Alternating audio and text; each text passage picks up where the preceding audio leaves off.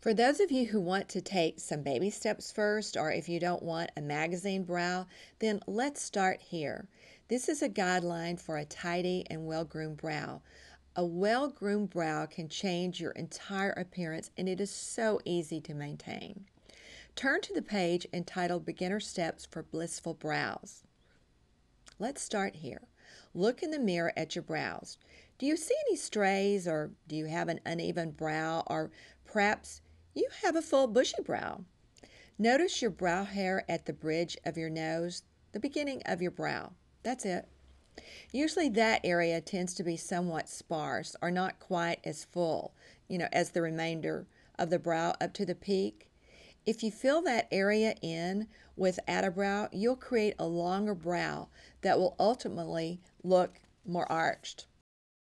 With tip number 2, the black end of Designer Definer Brush, we want to add, fill, and extend. So load the brush with the Add-A-Brow and apply within brow shape to fill ball areas, enhance some sparse areas, or extend brow width and/or the brow tail.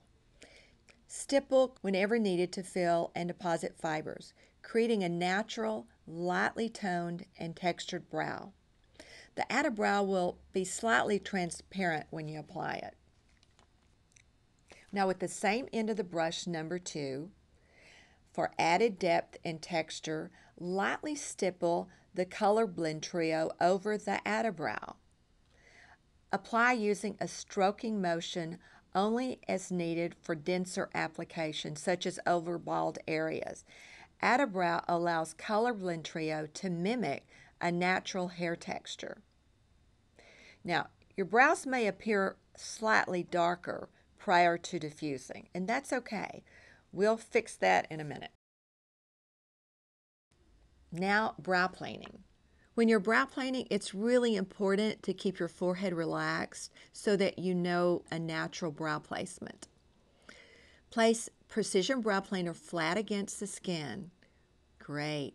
Plane top of brow with a gentle downward stroke just to the natural brow line. Use care not to remove the arch and the peak. Repeat technique from the side along the brow tail. Brow planing just to the natural brow line, again avoiding removal of the inverted V of the arch and peak.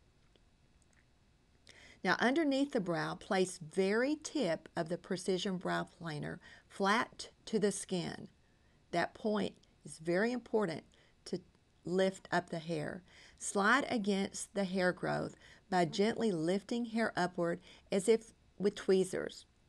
Gently press down where the hair surfaces from skin, removing only hairs that are outside the natural brow line. For easier access to the hard-to-reach areas, gently lift eye area upward with fingers. Sometimes that just makes it a little easier to get to the hair. Now brow plane between eyes using same gentle motion downward or side to side. Extend to the natural brow line, and you can go any direction with the planer. Now it's time to diffuse the brow color. With tip number 3, the fan end of Diffuser Refiner Brush, load the brush using a single back and forth motion across the diffusing powder duo. Sweep from the beginning to the end, diffusing your entire brow. For greater diffusion and more subtle brow color, reload your brush and apply using firm pressure to blend, yet not remove the color blend trio. Repeat as needed to achieve your desired shape and softness. With tip number 4, the spoolie end of the Diffuser Refiner Brush, quickly sweep brush through the brows to eliminate any excess diffusing powder duo and properly place brow hairs, but very, very lightly. Congratulations, you did it. It is a learning curve, but if you're like most of my clients, you will never go out of the house without doing your brows.